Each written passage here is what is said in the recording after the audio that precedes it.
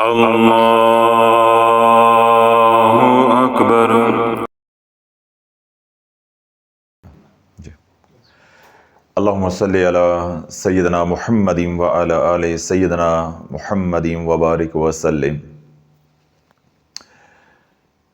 اللہ رب العزت کو جو ذکر سب سے زیادہ پسند ہے، جس ذکر کے ساتھ اللہ رب العزت نے دنیا اور آخرت کا نظام جوڑا ہے، وہ ہے واستغفر اللہ، اور اللہ سے بخشش مانگتے رہو۔ فسبح بحمد ربک واستغفر انہ کان توابا۔ تسبیح کر، اپنے رب کے نام کی استغفار کے ساتھ مغفرت مانگتے ہوئے، بخشش مانگتے ہوئے، انہ کان توابا، بے شک تیرا رب توبہ قبول کرنے والا ہے۔ پھر رب کیا فرماتا ہے؟ واستغفر اللہ ان اللہ غفور الرحیم۔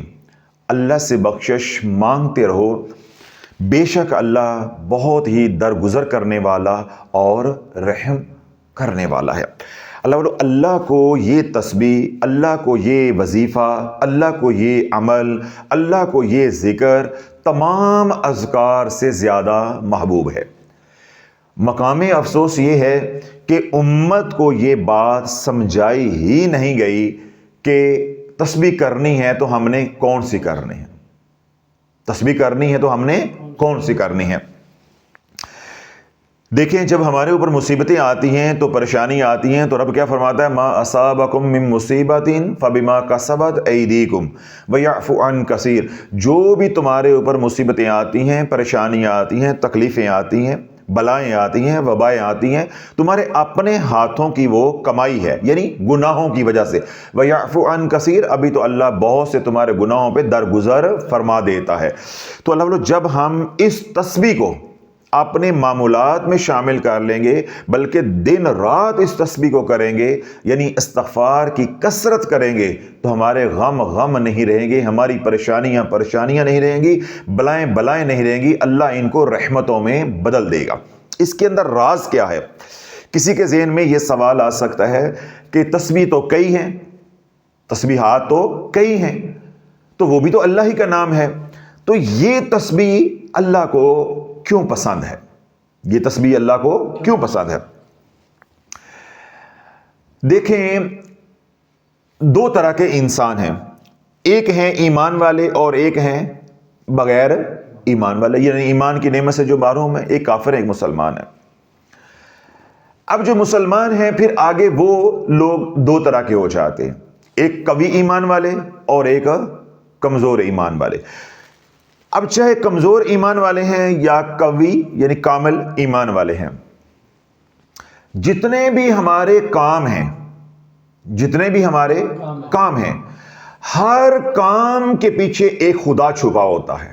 اب بڑی اسرار کی بات ہے، لطیف سی بات ہے، توجہ کے ساتھ سننی تاکہ سمجھ آ جائے۔ ہر کام کے پیچھے ایک خدا چھپا ہوتا ہے، ایک معبود چھپا ہوتا ہے۔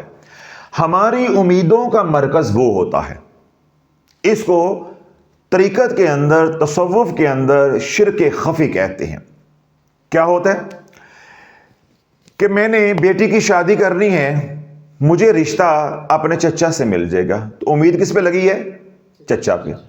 اب اس کام کے پیچھے کون چھپا ہے؟ ایک خدا چھپا ہوا ہے، ایک معبود چھپا ہوا ہے۔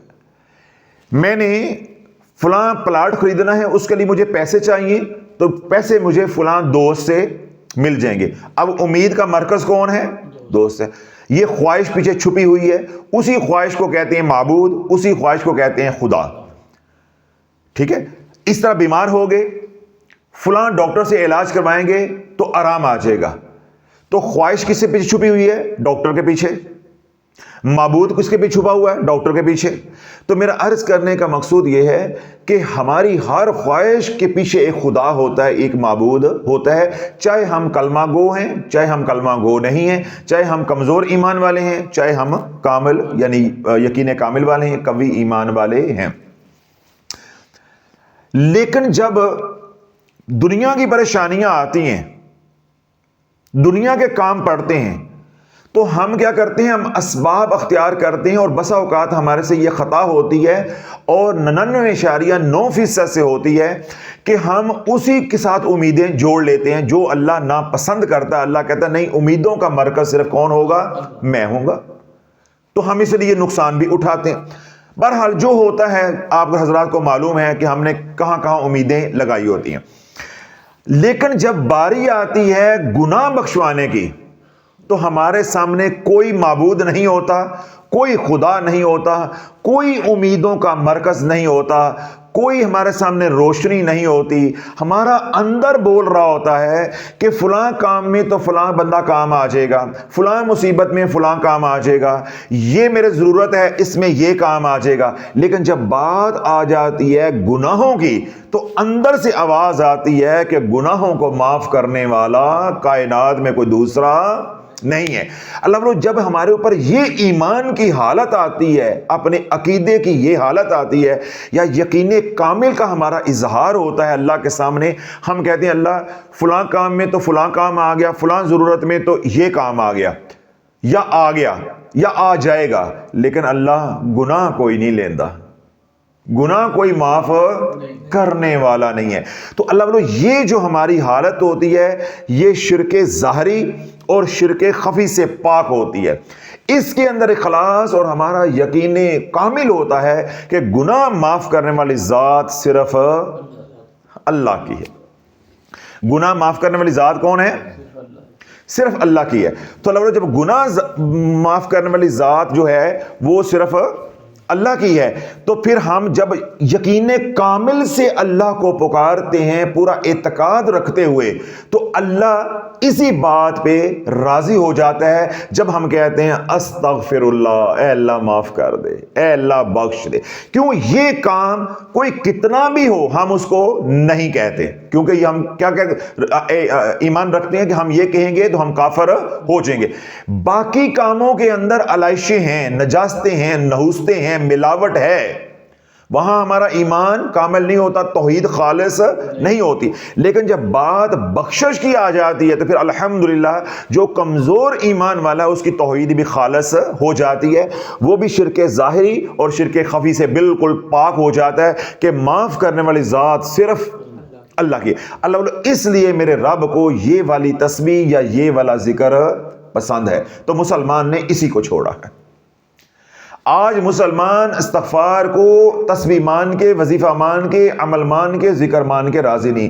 آج مسلمان درود پاک کو ذکر مان کے، وظیفہ مان کے راضی یا عمل مان کے راضی نہیں ہے۔ کسی کو درود پاک کا کہا جائے وہ کہتا ہے یہ کون سا وظیفہ ہے، استغفار کا کہا جائے تو وہ کہتا ہے یہ کون سا یہ وظیفہ ہے۔ اللہ بولو استغفار کرو گے اللہ رزق وہاں سے دے گا۔ عبداللہ بن عباس رضی اللہ عنہ روایت حضور علیہ الصلوۃ والسلام نے ارشاد فرمایا ہے کہ جب تم استغفار کو اپنے اوپر لازم کر لو گے اللہ تنگی سے نکالے گا، آسانی کے راستے نکالے گا، اللہ خوشحالی کی طرف، آسانیوں کی طرف پھیرا دے گا، پھر اللہ رزق تجھے وہاں سے دے گا جہاں تیرا گمان بھی نہیں جاتا۔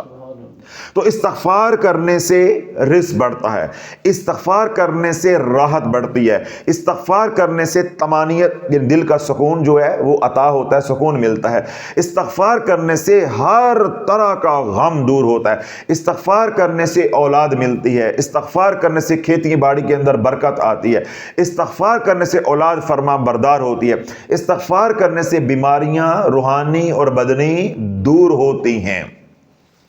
پھر سب سے بڑی بات کیا ہے کہ استغفار کرنے سے انسان کو اللہ کا قرب ملتا ہے۔ کیوں؟ یہ تسبیح ہم کرتے ہی اس حال کے اندر ہیں کہ جب صرف اللہ ہوتا ہے، ہماری امیدوں کا مرکز، ہمارا دھیان کسی اور طرف نہیں ہوتا۔ جیسا میں نے مثالیں دی، کوئی بھی آپ عمل کر رہے ہوں گے، ذکر کر رہے ہوں گے، تسبیح کر رہے ہوں گے، ساتھ آپ کے ذہن میں کوئی اور بات بھی چل رہی ہوگی کہ یہ کام فلاں میرا کر دے گا، یہ کام میرا فلاں کر دے گا۔ لیکن جب استغفار کر رہے ہوں گے تو آپ کی امیدوں کا مرکز صرف کیا ہوگا؟ اللہ۔ اللہ والو یہ ہے راز جس کی وجہ سے اللہ کو استغفار کی تسبیح بڑی پسند ہے۔ یہ اللہ کی لاڈلی تسبیح ہے۔ تو جو یہ لاڈلی تسبیح لاڈ کے ساتھ کرتا ہے پھر وہ بھی لاڈلا ہو جاتا ہے۔ بات آپ کو سمجھ نہیں آئی؟ میں نے شرط لگائی اس کے ساتھ، یہ تسبیح کون سی ہے؟ لاڈلی۔ لاڈ کے ساتھ کرو، پیار کے ساتھ کرو، پیار کے ساتھ کرو، تو جب لاڈ کے ساتھ کرو گے تو تم بھی اللہ کے لاڈلے ہو جاؤ گے۔ یہ تسبیح بھی اللہ کی پیاری ہے، جو پیار کے ساتھ کرے گا وہ اللہ کو پیارا ہو جائے گا، اللہ کا محبوب وہ بن جائے گا۔ تو اللہ جو دن رات استغفار کرے گا 40 دن، کتنے دن؟ 40 دن۔ یہ 40 دن ایک چلہ ہے اللہ والو۔ گناہوں سے توبہ کر کے ایک چلہ لگا لو، جو پریشانیاں ہیں، مصیبتیں ہیں، تکلیفیں ہیں، رشتوں کی بندش ہے، جادو کا مسئلہ ہے، گھر میں بیماریاں ہیں، لڑائی جھگڑے ہیں، کسی طرح کی پریشانیاں ہیں، بیرونی ہیں، اندرونی ہیں، ان کا ذہن میں رکھ کے ایک چلہ لگا لو اللہ والو۔ اللہ کی لاڈلی تسبیح کو دن رات پڑھو۔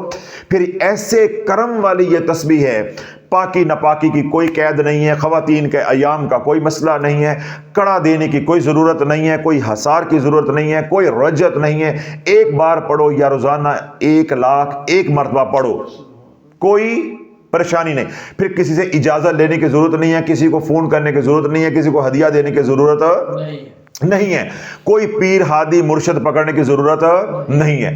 ہر طرح کی شرائط سے یہ پاک وظیفہ ہے اللہ والو۔ اس کو چھوڑ کے تو ہم پتہ نہیں کدھر لگ پڑے، اور امت کو لگانے والوں نے کدھر لگا دیا۔ اور آج میں نے جس طرح گلہ کیا کہ امت کا بیڑا غرق اتنا ہو گیا ہے کہ وہ استغفار کو وظیفہ مان کے راضی نہیں ہے۔ میں نے یہ آپ کو کہا ہے کہ استغفار جو ہے وہ اللہ کی لاڈلی تسبیح ہے۔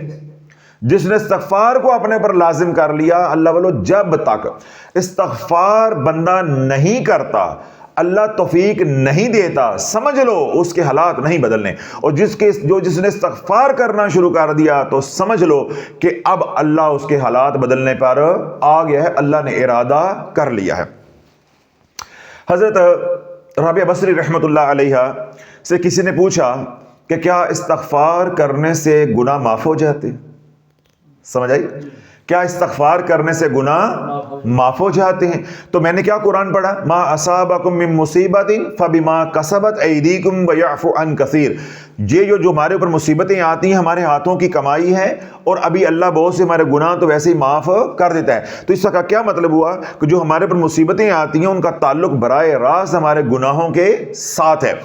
تو جب بندہ استغفار کرے گا تو گناہ معاف ہو جائیں گے، تو جب گناہ معاف ہو جائیں گے تو حالات بدل جائیں گے۔ اب اس نے سوال سائل نے کیا کیا کہ کیا استغفار کرنے سے گناہ معاف ہو جاتے ہیں؟ گناہ معاف ہو جاتے ہیں؟ تو رابعہ بصری رحمۃ اللہ علیہ، اللہ کی ولیہ نے فرمایا کہ جس کے رب نے گناہ معاف ہی نہیں کرنے ہوتے اس کو استغفار کرنے کی توفیق ہی نہیں دیتا۔ یہی اللہ والو آج وجہ ہے کہ آج امت کو درود پاک سمجھ نہیں آ رہا، آج امت کو استغفار سمجھ نہیں آ رہا، آج یا جبارو یا قہارو سمجھ آتا ہے، آج آیت کریمہ سمجھ آتا ہے، آج سورہ یاسین 8 مبینوں کے ساتھ سمجھ آتی ہے، آج جو ہے حامیم لا ینصرون یہ سمجھ آتا ہے، آج جو ہے وہ سمندر میں جا کے چاول ڈالنے ہیں وہ سمجھ آتا ہے، ناخن کاٹ کے زمین میں دبانے ہیں، یہ سارے اونترے کم سارے سمجھ آندے نے۔ تو جیڑا کام اللہ اس کے رسول نے بتایا وہ کام ہمیں سمجھ نہیں آتا۔ کیسے روڑے ڈلے ہیں ہمارے نصیبوں کے اندر، یہ کہنا وٹے پا کے رکھ دیتے ہیں، تباہ کر کے رکھ دیا امت کو پکڑ کے۔ جو اللہ کو ذکر پسند ہے، جب اللہ چاہتا ہے کہ یہ کرو، ہم کون ہوتے ہیں کہ ہم وہ کریں گے، فلاں کریں گے؟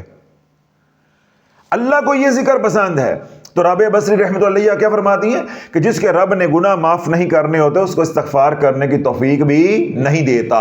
یہی وجہ ہے کہ ہمارے گناہ اتنے ہو گئے، ہماری نافرمانی اتنی ہو گئی کہ اللہ کہتا ہے جو مرضی کرو کرو، کرتے جاؤ، ساتھ ساتھ گناہ بھی کرتے جاؤ گے، سب کچھ زائل ہوتا جائے گا، ضائع ہوتا جائے گا، تمہیں استغفار کی طرف میں نہیں آنے دیتا۔ کیوں؟ اللہ معاف کرنا ہی نہیں چاہ رہا، اللہ کا ارادہ ہی نہیں۔ رابعہ بصری رحمۃ اللہ علیہ کے حوالے سے بات ہوئی، حضرت حسن بصری رحمۃ اللہ علیہ آپ واضح نصیحت کر رہے ہیں، جیسے میں بیان کر رہا ہوں تو آپ بیان کر رہے ہیں کہ اللہ کی رحمت کا دروازہ کھٹکھٹاتے رہو، کبھی نہ کبھی تو کھلے گا۔ کیا کہہ رہے ہیں؟ واضح نصیحت کرتے ہوئے، بیان کرتے ہوئے کیا فرما رہے ہیں حسن بصری رحمۃ اللہ علیہ کہ اللہ کی رحمت کا دروازہ، استغفار کا دروازہ دستک دیتے رہو، کھٹکھٹاتے رہو، کبھی تو کھلے گا۔ تو پاس ایک بڑھیا بیٹھی ہوئی تھی، وہ کھڑی ہوئی، حسن بصری کیا کہہ رہے ہو؟ حسن بصری کیا کہہ رہے ہو؟ آپ نے فرمایا کہ بڑھیا میں یہ کہہ رہا ہوں کہ استغفار کا دروازہ کھٹکھٹاتے رہو، اللہ کی رحمت کے دروازے پہ دستک دیتے رہو، کبھی تو کھلے گا۔ تو بڑھیا کہنے لگی حسن بصری یہ رحمت کا دروازہ، یہ استغفار کا دروازہ بند بھی ہوتا ہے، یہ بند بھی ہوتا ہے۔ جب بڑھیا نے یہ بات کہی تو حسن بصری رحمت اللہ علیہ غش کھا کے گر پڑے۔ جب آپ ہوش میں آئے تو آپ نے فرمایا کہ میں تو صرف بتاتا ہوں اللہ کا، یہ بڑھیا اللہ کو جانتی ہے، میں صرف اللہ کا پتہ بتاتا ہوں، جانتی بڑھیا ہے۔ کہ بڑھیا نے مجھے وہ بات کہہ دی ہے کہ اللہ کا دروازہ جو رحمت کا ہے، استغفار کا ہے، بخشش کا ہے، مغفرت کا ہے، وہ تو ہر پل کھلا ہے، وہ تو کبھی بند ہی نہیں ہوا، وہ تو میرے تیرے لیے اس وقت بند ہوگا جب وقت نزاع شروع ہو، وہ تو بند ہی نہیں ہوتا۔ تو ہم یہ کہیں گے یہ وہ دروازہ بند ہے اس پہ دستک دیتے رہیں؟ نہیں، ہم بار بار استغفار اس لیے کرتے ہیں کہ کبھی اندر سے نکلے، اللہ راضی ہو جائے، اللہ کی رحمت جو ہے وہ متوجہ ہو جائے۔ تو اللہ اپنی پریشانیوں کا حل چاہتے ہیں، مصیبتوں کا حل چاہتے ہیں، تکلیفوں کا حل چاہتے ہیں، دنیا کی ہیں، آخرت کی ہیں، گھر کی ہیں، باہر کی ہیں۔ اس اللہ کی لاڈلی تسبیح کو پکڑ لو اور لاڈ کے ساتھ سارا دن کہو استغفر اللہ استغفر اللہ استغفر اللہ، کثرت کے ساتھ پڑھو، روزانہ 1000 بار پڑھو، 2000 بار پڑھو، 5000 مرتبہ پڑھو۔ اور اگر آپ یہ چاہتے ہو کہ میرا کام راتوں رات بن جائے تو پھر کملی والے پہ ساتھ درود ہے، درود رحمت، اس کو بھی ساتھ لگا لو۔ ادھر استغفار ہے، یہ بھی رحمت ہے۔ جب دو رحمت کے نظام اکٹھے ہو جائیں گے تو انشاءاللہ العزیز پھر کام ہو کے رہے گا۔ پھر یوں پڑھو صلی اللہ علی محمد استغفر اللہ، صلی اللہ علی محمد استغفر اللہ۔ اللہ بولو 1000 مرتبہ یہ تسبیح صبح پڑھو، 1000 مرتبہ تسبیح یہ رات سونے سے پہلے پڑھو۔ 40 دن نہیں گزریں گے، جس مقصد کے لیے پڑھو گے اللہ کامیاب کر دے گا، جس مقصد کے لیے پڑھو گے اللہ کامیاب کر دے گا۔ کوئی بیماری ہے، گھر میں جادو ہے، لڑائی جھگڑے ہیں، رشتوں کی بندش ہے، کوئی مسئلہ ہے، کسی کام کے لیے بھی پڑھنا چاہتے ہو، اس کو نیت کر کے پڑھو 1000 مرتبہ دن میں، 1000 مرتبہ رات میں۔ اگر مصروفیت ہے اس کو 2-3 حصوں میں توڑ کے بھی کر سکتے ہیں، اس رات کو بھی 2 حصوں میں توڑ کے بھی آپ کر سکتے ہیں، کچھ مغرب کے بعد، کچھ عشاء کے بعد، کچھ تہجد پہ، لیکن رات کے اندر 1000 مرتبہ مکمل کرنی ہے۔ بے نہیں دن میں ہے، کچھ فجر کے بعد، کچھ ظہر کے بعد، کچھ عصر کے بعد، دن ہی دن میں اس کو مکمل کرنا ہے، اور رات والی کو رات میں مکمل کرنا ہے۔ 1000 بار صبح، 1000 بار شام، بغیر ناگے کے 40 دن پڑھو، اور ساتھ جو اللہ نے دیا ہے تھوڑا بہت وہ خیرات کرتے رہو۔ انشاءاللہ اللہ تمہیں کسی کے در کا زندگی بھر محتاج نہیں کرے گا۔ جن پریشانیوں کے اندر ہو، جادو ہے تو وہ ٹوٹے گا، کالی نظر ہے تو وہ زائل ہوگی، بندش ہے تو وہ کھلے گی، رزق کی تنگی ہے تو اللہ خوشحالی لا کر دکھائے گا، یا گھریلو پریشانی ہے، کاروبار کی پریشانی ہے، صحت کی پریشانی ہے، روحانیت کی پریشانی، کسی بھی پریشانی میں ہے، تمام پریشانیوں کا حل اللہ کی لاڈلی تسبیح ہے، اور وہ تسبیح کیا ہے؟ صلی اللہ علی محمد استغفر اللہ۔ اب یہ جو استغفر اللہ ہے یہ رب کو پسند ہے کہ مخلوق مجھے معاف کرنے والا سمجھ کے معافی مانگے، یہ اس تناسب میں اللہ کو پسند ہے۔ جو صلی اللہ علی محمد ہے وہ تو رب خود کر رہا ہے، ان اللہ و ملائکتہ یصلون علی النبی یا ایھا الذین آمنوا صلوا علیہ وسلموا تسلیما۔ تو اللہ بولو یہ 2 ایسے رحمت کے نظام ہیں کہ جن کا آپ تصور بھی نہیں کر سکتے۔ اگلی اور آخری بات، صلی اللہ علی محمد اللہ کا پڑھنا سنت، استغفر اللہ پڑھنا تمام انبیاء علیہ السلام کی سنت، ایک طرف اللہ کی سنت، ایک طرف انبیاء علیہ السلام کی سنت۔ پھر بھی تو ناکام ہو جائے یہ عقل نہیں مانتی، ساری دنیا مل کے بھی تجھے ناکام کرنا چاہیے، اب تجھے کوئی ناکام نہیں کر سکتا۔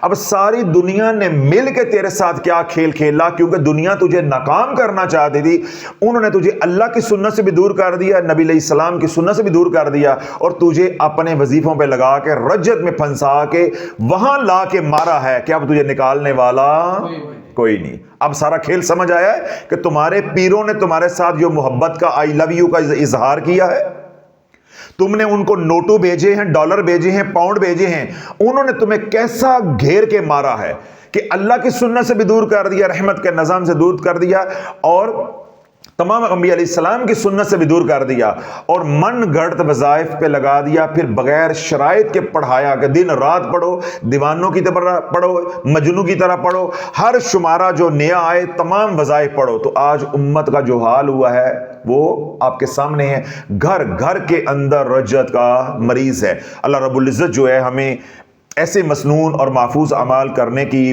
لوگوں کو بتانے کی توفیق عطا فرمائے، مخلوق خدا تک پہنچانے کی توفیق عطا فرمائے۔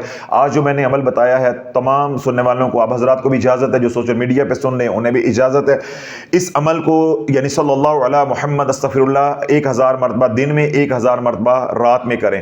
اگر ایک ہی وقت میں بیٹھ کے کر لیں گے، صرف 1 گھنٹہ صبح 1 گھنٹہ رات کو ہے، تو میں نے وہ بھی شرط نہیں رکھی، توڑ کے بھی آپ کر سکتے ہیں۔ 40 دن بغیر ناغے کے کرو، پھر دیکھو رب رنگ کیسے لگاتا ہے۔